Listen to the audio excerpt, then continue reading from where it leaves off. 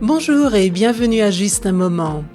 Cette semaine, je suis tombée sur un fait divers qui sort de l'ordinaire et qui m'a fait sourire. Vous allez voir pourquoi. Je vous emmène à Nantes, une grande ville à l'ouest de Paris, au bord de la Loire et à environ 50 km de l'océan Atlantique. Vous connaissez peut-être les biscuits Lu. Eh bien, ils sont d'origine nantaise. Mais revenons à notre fait divers.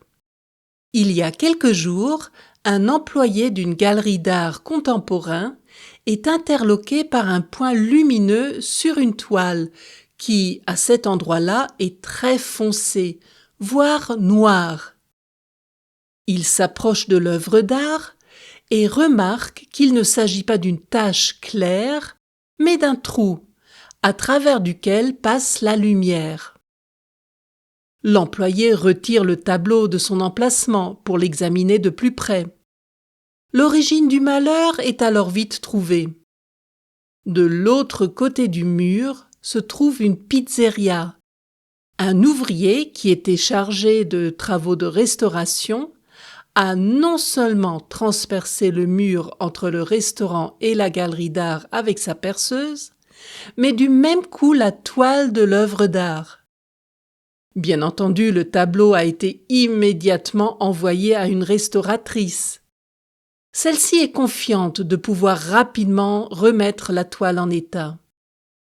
Les responsables de la galerie espèrent même que l'œuvre pourra être présentée au public avant la fin de l'exposition le 8 mai. Naturellement, l'artiste a également été informé de l'incident. Heureusement, il n'a pas trop mal pris la nouvelle. Il a même trouvé la situation assez comique. Mais quel est cet artiste qui a autant d'humour ? Il s'appelle Till Rabu et est suisse roman, de Neuchâtel. Il vient d'une famille d'artistes et expose en ce moment à Nantes avec son frère Léopold, également artiste peintre. L'œuvre endommagée est intitulée Le Grand Blond et mesure 2,30 m sur 3. Elle représente un personnage assis la nuit dans une forêt. La valeur de cette œuvre a été estimée à 30 000 €. Quand j'ai lu le nom du tableau Le Grand Blond, j'ai immédiatement pensé au film Le Grand Blond avec une chaussure noire, un film d'espionnage parodique de 1972 avec Pierre Richard dans le rôle principal. Il y joue un violoniste extrêmement maladroit et étourdi qui est choisi pour jouer le rôle d'un espion. Vous imaginez bien que cela conduit à des aventures rocambolesques.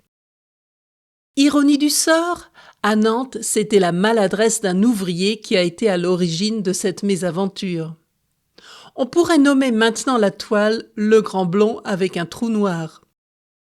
Toujours est-il que cet incident a beaucoup fait parler de l'exposition et de l'artiste.